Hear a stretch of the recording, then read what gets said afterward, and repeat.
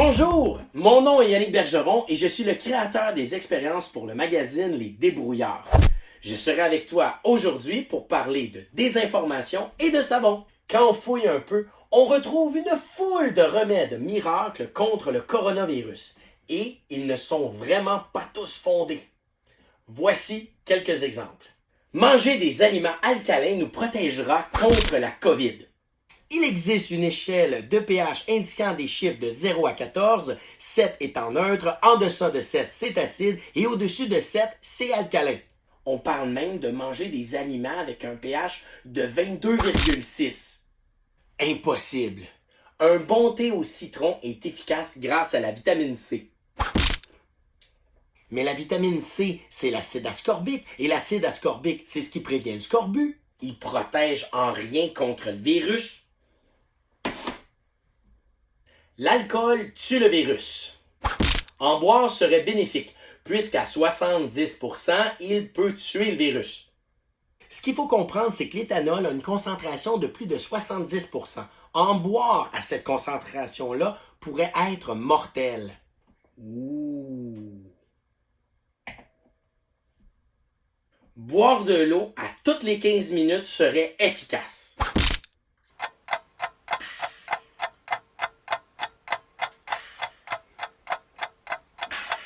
Bien que rester hydraté est important en buvant de l'eau pour la santé globale, cela ne prévient pas l'infection au coronavirus. Manger beaucoup d'ail serait efficace contre la COVID-19. Cependant, rien ne prouve son rôle de protection contre le coronavirus, à part de faire fuir des vampires. Le virus peut être tué par le froid. C'est faux. Wow! Tout cela circule sur le web. Mais qu'est-ce qui est le plus efficace pour enrayer la propagation du virus? Se laver les mains souvent avec de l'eau et du savon. Pas besoin d'agents microbiens, juste de l'eau et du savon. Mais qu'est-ce que le savon?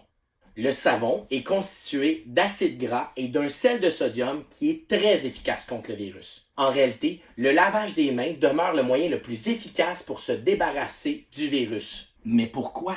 De quoi est fait le virus? Ce qu'il faut savoir, c'est que le virus est constitué de 3 choses importantes.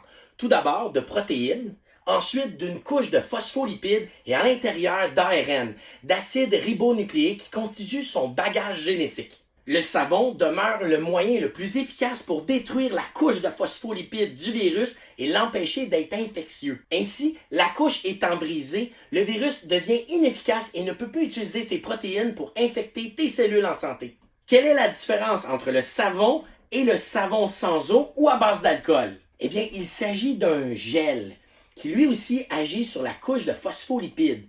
Concentré à plus de 70%, il devient efficace.